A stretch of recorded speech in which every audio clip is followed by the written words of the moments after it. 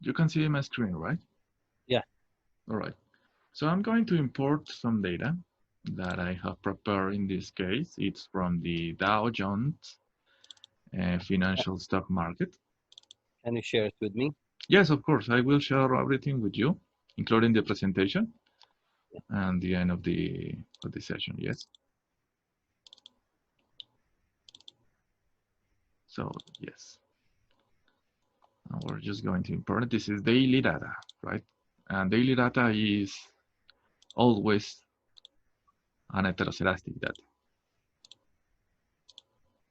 So since this is financial data, we got right here what is called the price of the stock market. Yes. And as we can see, the structure of the database is from daily time. Yes. We have from January 5 of 2015 to December 28 of 2018. And we have the closing prices of the stock market of the Dow Jones in the United States. Yes. So first of all, what we have to do is always graph the data. So we're going to grab the data and we're going to connect the adjacent points because this financial data, as you may see, it's from daily data. Yes, but financial stock markets are only open the weekend, the weeks, in the week, the middle weeks days. Yes, the Yeah. weekends is not open. So there might be some cut points if we don't use that adjacent graph Mm. option. So we analyze this data by a graphical inspection, and we can see that it's highly volatile. Yes, it has a volatility present. If we analyze by sections this data, let's say only the year of 2015, we can see that there is an upward trend, then it's go a decreasing pattern, and it goes again up and down. So this will tell us, for example, that this variable is a non-deterministic trend variable.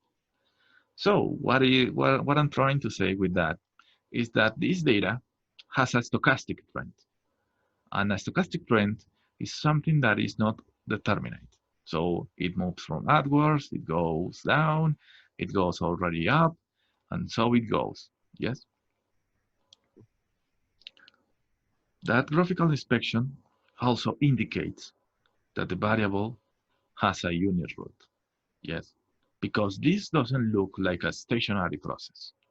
A stationary process, as you know, it has deviations over the mean, and this one clearly has multiple breaks in the mean. Yes, so we confirm that by using correlograms, and we're selecting the model in the level approach. Yes, the correlogram in levels. We are free to say what number of lags we can include. But let's say I want to include 15 lags, 50 lags. So in this idea, this is not close. All right, we have the autocorrelation function right here. This is the graph of the autocorrelation function. And we have the partial autocorrelation, right? I assume you have already seen what this is. So I'm going straight forward with the interpretation. Yes. Regarding the autocorrelation function, we can see a slow decay. Yes. A slow decay as soon as we're increasing the number of lags in the variable. Yes. Over to 50 lags. And they are statistically significant from what I can see right here.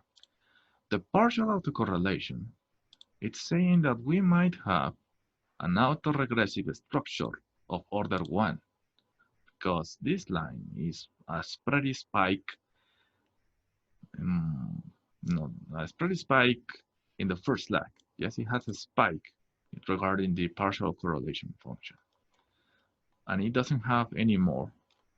So it appears that this data, the price of the stock market, could be an R1 process, an autoregressive process of order 1. Let's go with the unit root test. So we're using the augmented Dickey-Fuller test, and we're going to test in levels first. Yes.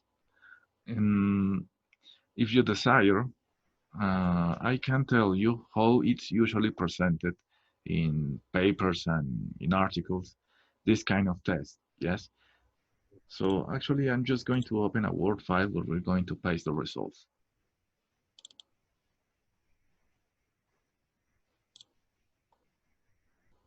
First of all, we're testing the unit root with the equation with an intercept. Yes. The unit root.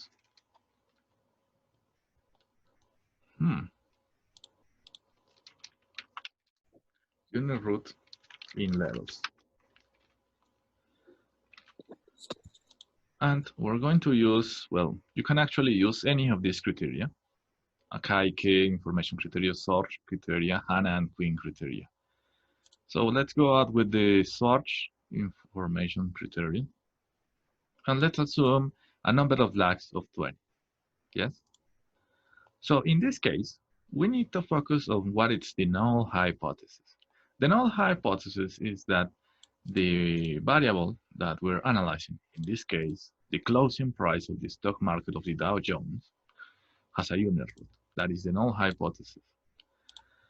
So in this case, we can see that the probability associated to the augmented Dickey-Fuller test statistic is higher than a significant level that we choose.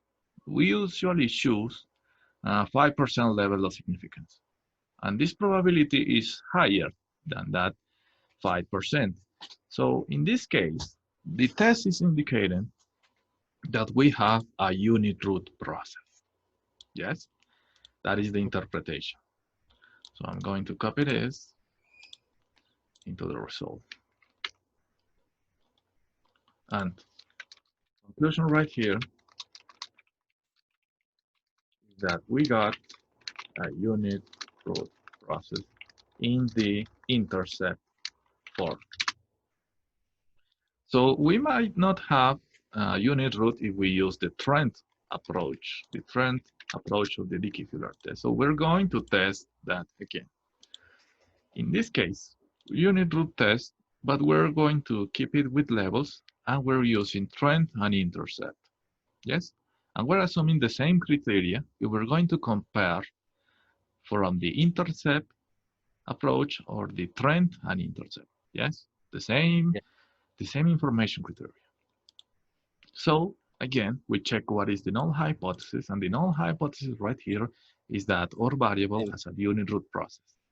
In this case, we cannot reject that null hypothesis, meaning that our variable has a unit root. Yes? Yes. So we place that as the result right here, and we're going to keep it the same conclusion. So we're going to add the trend part. Because sometimes in time series data, you might have something what is called trend stationary. Do you know what that is? What is it?